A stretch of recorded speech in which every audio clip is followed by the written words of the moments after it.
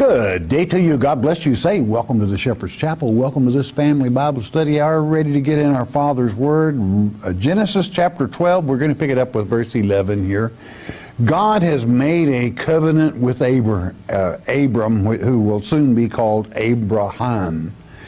And he was so blessed and so rich that he and Lot will have to part company soon. But they're about to go into Egypt, and where we pick it up here, and it's pretty well self-explanatory. Let's just ask a word of wisdom from our Father. Genesis chapter 12, verse 11, and let's go with it. It reads, "And it came to pass, when he was come near to enter into Egypt, that he said unto Sarai, his wife, Behold now, you look here, I know that thou art a fair woman to look upon." Now, bear in mind, she's 65 years old at this time. And this you can gain, and she was a beautiful woman, because at this time there were not the pollutants in the air and so forth and in our foods. Verse 12, to continue. "Therefore, it shall come to pass when the Egyptians shall see thee, that they shall say, This is his wife, and they will kill me, but they will save thee alive." For one thing, I want you to see the trust Abram had in Sarai. I want you to see, he knows that she's going to stay true to him, even though he's putting her in a precarious position. But we are to be as peaceful as a dove, but wiser than the serpent. So this way, he knows in the time it's going to take them to pass through, exactly because of the famine and so forth. So let's continue on with it. Verse 13, this is what he tells her. "Say, I pray thee, thou art my sister, that it may be well with me for thy sake, and my soul shall live because of thee." You're going to save my life, declaring that. Now, most people don't realize it. She was his sister. She was his half-sister. In fact, in other words, Sarai and Abram had the same father, but they had different mothers, okay? The 20th chapter, the 19th verse declares this, and it'll, 12th verse rather, declares that they in fact were half brothers and half brothers and sisters, okay?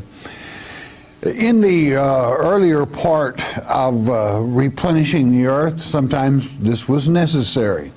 And many would say, well, what? Wouldn't that be incest? No. Where is the law against incest? Have you read of it?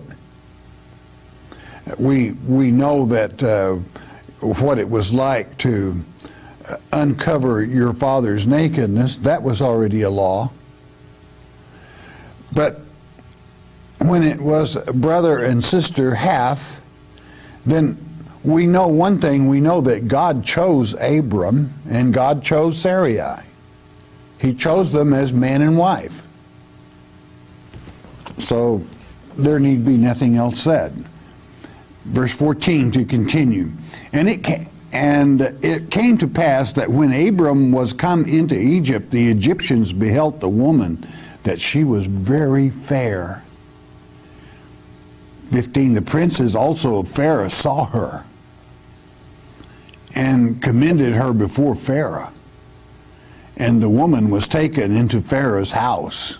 Again, you can see Abram's trust in the woman. 16, "And he entreated Abram," that's to say Pharaoh did, "well for her sake.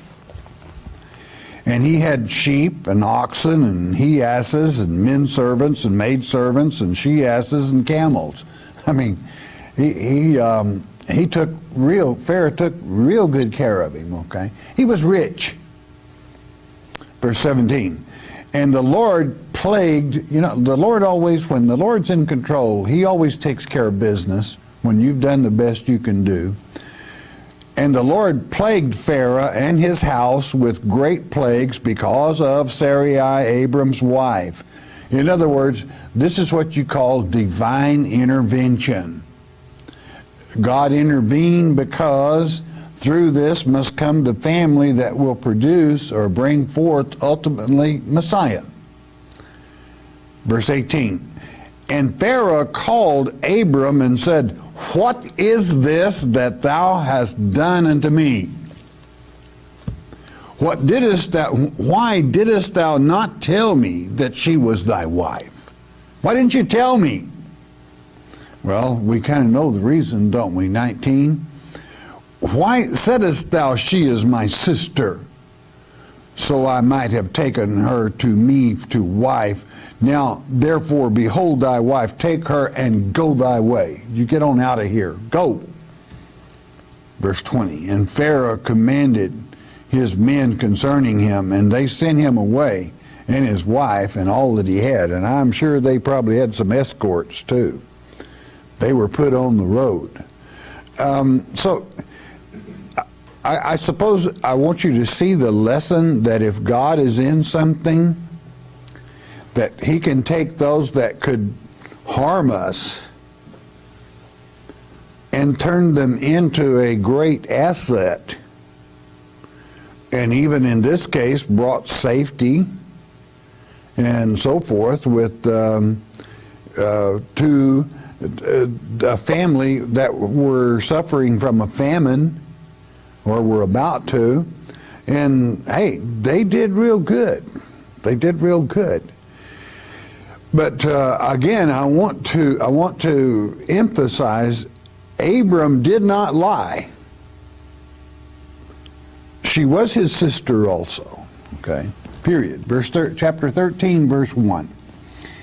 And Abram went up out of Egypt, he and his wife, and all that he had, and Lot with him unto the south. And now they have no children, but this is his nephew.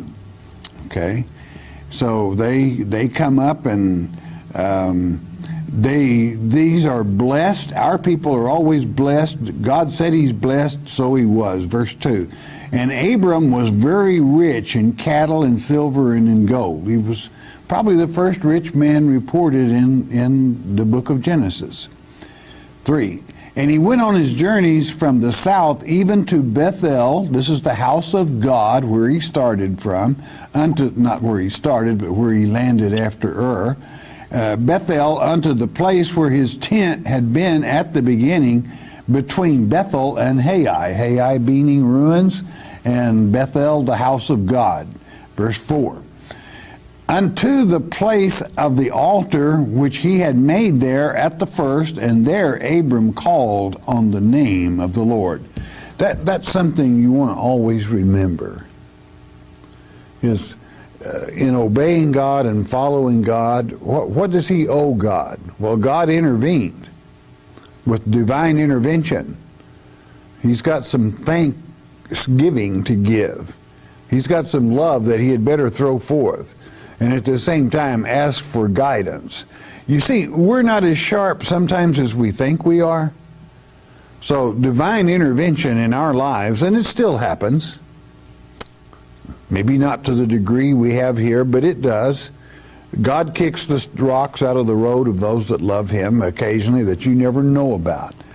But He brought God left God in the equation. And he called on His name. Verse 5. And Lot also, which went with Abram, had flocks and herds and tents. And he had a lot of people. They're both rich. Verse 6. And the land was not able to bear them, that they might dwell together, for their substance was great, so that they could not dwell together. They were blessed to the point that when you're in a nomad condition, or like even trying to set up camp at Bethel, the house of God. They both have too many animals to graze that area. Somebody's got to leave or give up their wealth, and that's not wise. A wise person knows you've got to increase the acreage. You got to move on to better grazing, all right, for that many stock, that many people. So God's blessings demanded it. You might say, well, why did God bless them so much they have to split company? Lot's not his son, and his son has already been, it has been promised that through him would come the house of Israel. And we thank our Father for that. Verse 7. And there was strife between the herdmen of Abram's cattle and the herdmen of Lot's cattle, and the Canaanite and the Perizzite dwelled then in the land. In other words, let's look at these people. There were a few Kenites among the Canaanites, but also the Perizzites. It is believed by most scholars, and I certainly think that a part of the second remnant of the Nephilim, the fallen ones, were among the Perizzites. Okay? It means belonging to the village. They sure like their villages. Verse 8. And Abram said unto Lot, let there be no strife, I pray thee, between me and thee, and between my herdmen and thy herdmen, for we be brethren. In other words, let's don't let them fight over grazing rights here. Let's fix it. We're family. Verse 9. Is not the whole land before thee? Separate thyself, I pray thee, from me. If thou wilt take the left hand, then I will go to the right. And if thou depart to the right hand, then I will go to the left. Okay? In other words, Abram's giving him his choice. It's his choice to act upon. Verse 10. And Lot lifted up his eyes and beheld all the plain of Jordan, and that it was well watered everywhere, before the Lord destroyed Sodom and Gomorrah, even as the garden of the Lord, like the land of Egypt, as thou comest unto Zoar. In other words, I mean, this is plush down here. Out here it looks a little more skimpy, a little more deserty, okay, hitting the plain. But boy, there is water and richness. Which way do you think he's going to go? He's not going to give his uncle. His uncle has given him first choice, and he's going to take it. Verse 11, then Lot chose him all the plain of Jordan, and Lot journeyed east, and they separated themselves the one from the other. 12, Abram dwelled in the land of Canaan, and Lot dwelled in the cities of the plain and pitched his tent toward Sodom. Guess who got the worst end of the deal? It will end out is naturally Job, because there is much sin in Sodom and Gomorrah. Verse 13, but the men of Sodom were wicked and sinners before the Lord exceedingly. So we can certainly see that Lot's choice had some certainly burrs under his blanket here, saddle blanket, and he's got trouble. Verse 14, and the Lord said unto Abram, after that Lot was separated from him, lift up now thine eyes, and look from the place where thou art, northward and southward and eastward and westward. You look all around. 15, for all the land which thou seest, to thee will I give it, and to thy seed forever. Not for a little while, forever. Far as you can see, it's all yours. 15, and I will make thy seed as the dust of the earth. In other words, I'm going to multiply you to no end, so that if a man can number the dust of the earth, then shall thy seed also be numbered. Now wait. Think about this. Sarai is barren. They don't have a child. And yet, God is saying, I'm going to multiply you. Big time. Okay? Verse 17. Arise, walk through the land in the length of it and in the breadth of it, for I will give it unto thee. No charge, paid in full. Everything belongs to God. It's his right to give. 18. Then Abram removed his tent and came and dwelt in the plain of Mamre, and it means strength or fatness, so well named, which is in Hebron, which means alliance. And Hebron, you read about it all the time today in the news, and built there an altar unto the Lord. First thing he does, builds that altar and remembers our Father. You know, that's it is wise to learn from the wise. It's wise to learn from the humble before Almighty God. It's always take enough time to thank our Father. You might say, well, I don't really have all that much to be thankful for. Well, do you understand that he created the oxygen that we breathe? Have you ever had it shut off? It's even the air you breathe is something to be thankful for, my friend, because it belongs to him. He created it. He made this planet habitable for our flesh bodies, even though it grieved him that he put us in the flesh. So you've always got something to talk to him about, something to thank him for. Now, we're going into the land of some foreign kings, and the language is also foreign and can be very difficult but to interpret. And there will be places where I will, rather than transliterate it, translate it for you when I feel it's necessary, okay? So let's get into it. We're in a strange land, so expect strange voices after the 10th chapter of Genesis, when God scattered them and made all of different tongues. Chapter 14 and verse 1. And it came to pass in the days of Amraphel, that's a keeper of the gods. What a name for a heathen, huh? King of Shinar, Arioch, that's vulnerable, king of Elasar, Chedorlaomer, that's the servant of Lomer, okay, being translated, king of Elam, Elam meaning eternity, okay, and Tidal, the king of nations, great son is his name, okay. So Elasar being oak, and verse 2, that these made war with Bera, king of Sodom. So Bera being son of evil, and maybe he was. I know one thing, I know Lot's in a bad place, okay? Because the war is pointed at Sodom, right where Lot pretty well situated.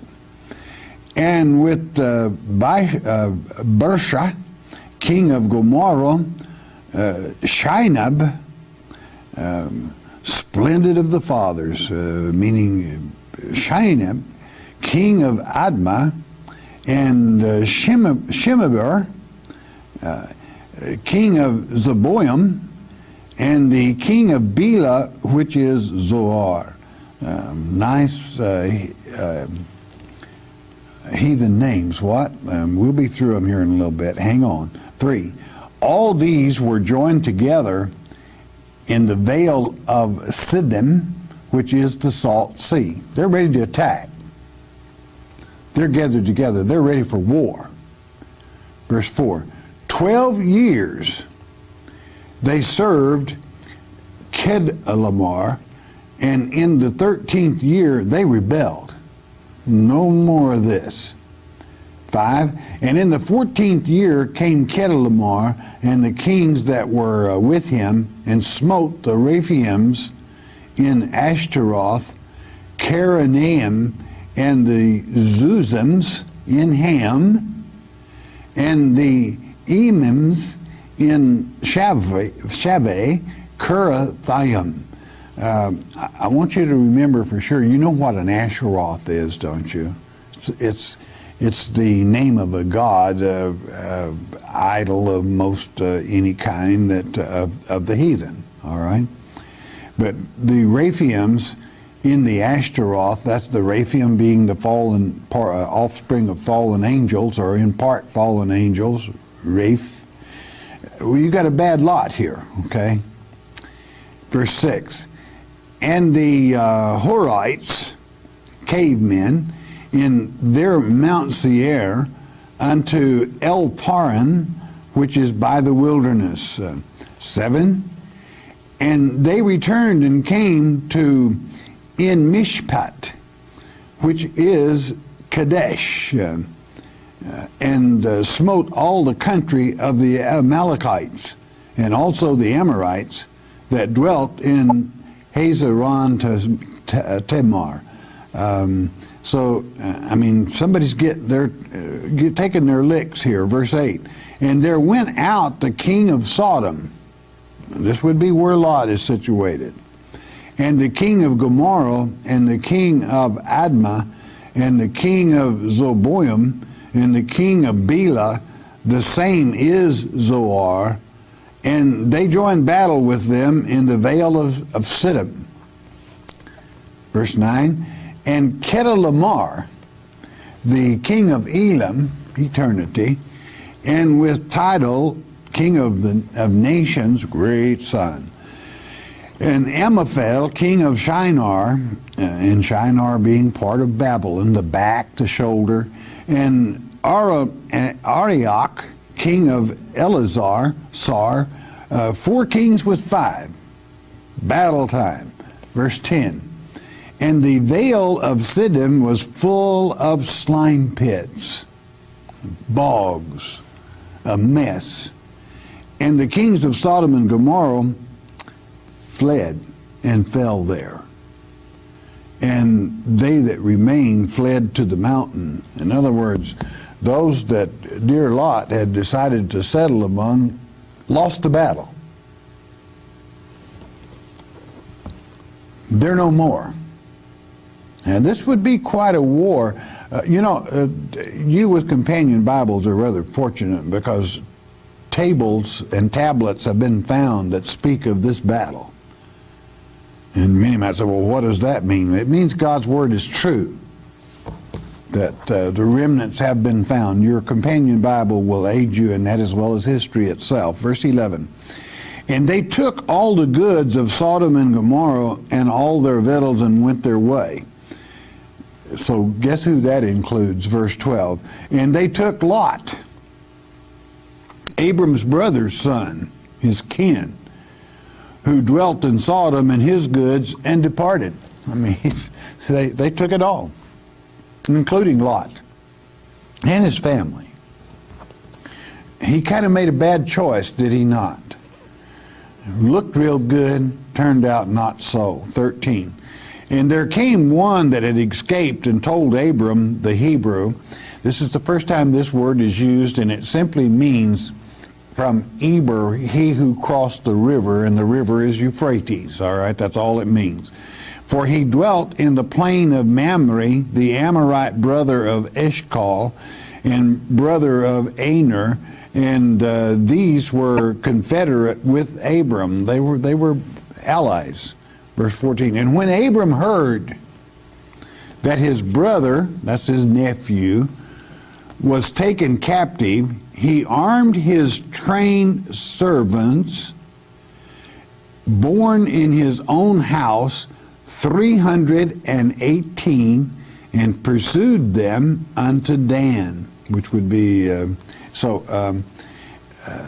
this number. When we take 3, it means resurrection or divine commitment. Okay, And 100, of course, is God's election of grace and the children of promise. And these were. And of course, 18 is bondage, and poor old Lot was indeed in bondage. But I want you to note that that takes a lot of faith in God to send 318 men to rescue your kin when there's armies out there.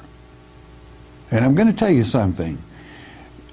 There have been times all through the ages, yours truly having witnessed one of them, where just a few of our people have conquered great multitudes. That is to say, have outfought great multitudes and won. Don't ever discount why. Verse 15. And he divided himself against them, he and his servants, by night, and smote them and pursued them unto Hobah, which is on the left hand of Damascus. I mean, chased them all the way back to Syria. Verse 16. And he brought back all the goods, and also brought again his brother Lot, his nephew, and his goods, and the women also, and the people. I mean, these 318 brought back Lot, and restored his goods to him. I guess we could say, why did not Lot defend himself if 318 could? Well, there's a lot more to it than that. Divine intervention by our Father. Also, they made a night attack. While these others, no doubt, are celebrating, they're real easy to put out of their misery when they're asleep and drunk. Okay, 17. And the king of Sodom went out to meet him after his return unto the slaughter of Kedorlaomer, and of the kings that were with him at the valley of Shaveh, which is the king's dale. Went out there to meet him. Hey. Now, there is one thing you always want to give credit for where credit's due, and we're coming to that place right here. Listen carefully. Do not think that 318 men, without the help of God, accomplished all this, okay? So somebody's going to meet them here. Let's see who it is. Verse 18. And Melchizedek, king of Salem, Salem meaning peace, king of peace, brought forth bread and wine. And he was the priest of the Most High God. He had no mother, he had no father, he had no genealogy. He was a priest of the Most High God. What does Melchizedek mean? Melcha is king and Zedek is the just, king of the just, king of the elect. And when he brings forth bread and wine, who is the bread of life and what is wine symbolic of? Is the blood of Christ that he would pay for on that cross to bring healing. His body took the stripes, our bodies get the healing. And the wine brings about forgiveness of our sins, washed away with what he accomplished on that cross, the sacrifice of sacrifices for one and all times, as it is written in Hebrews chapter 10. How fantastic. And as it is written in the great book of St. John, when Jesus himself would say, before Abraham was, I am, he knew Abraham. Well, he met him. It was Christ. The high priest of God. Who is the high priest? Well, have you ever heard of the King of Kings and the Lord of Lords? And I can't help but Paul brings it out best in the great book of Hebrews. You're not going to have it, but don't ever forget it. Hebrews chapter 6. And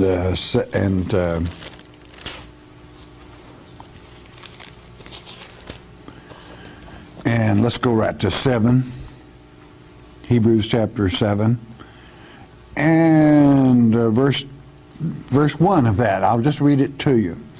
For this Melchizedek, king of Salem, peace, priest of the Most High God, who met Abraham returning from the slaughter of the kings and blessed him, to whom also Abraham gave a tenth part of all. He tithed to him. First being by interpretation king of righteousness, and after that also king of Salem, which is king of peace. 3. Without father, he wasn't born. Without mother, without descent, having neither beginning of days nor end of life. He didn't die, but made like unto the Son of God. Well, who is the Son of God? Well, it's Jesus. It's Christ. Abideth a priest continually. Now consider how great this man was, unto whom even the patriarch Abraham gave a tenth of the spoils. And of course, Melchizedek was Christ. He wasn't born yet. You got that right. You know, it would be then he would be called Son of Man, but here he's not called Son of Man because he is Melchizedek, the king of the elect, the king of the just. Now, I wonder how that 318 won such a great battle, because Christ was with them. Melchizedek was with them. There was divine intervention. This is what makes being a servant of the living God, a Christian, such a wonderful thing, beloved. Is that when you have need of it, you must handle your own life as long as you can. God loves can-do type people. Get it done. And then when you can't, he takes over. That's why we always win. That's why we're well liked by everyone, and that's why we're blessed. That's why we're the superpower of superpowers in this generation. It didn't just happen. When you reach your hand in your pocket and pull out a coin and it says, "In God we trust," there's a reason for it. Why? Well, because we do trust in God. Because God takes care of us.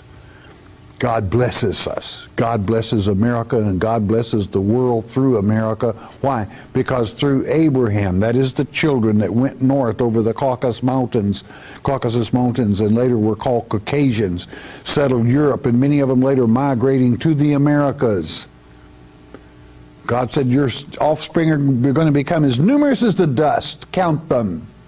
Where are they today? Open your eyes. Feast upon the very hand of God and his marvelous, wonderful works around the world, as those Christian nations are a blessing to all they come in contact with. Just making friends and influencing people. But this is the reason that Melchizedek went out to meet him. We'll pick it up in the next lecture. Don't miss it. All right, bless your heart. You listen a moment, won't you please?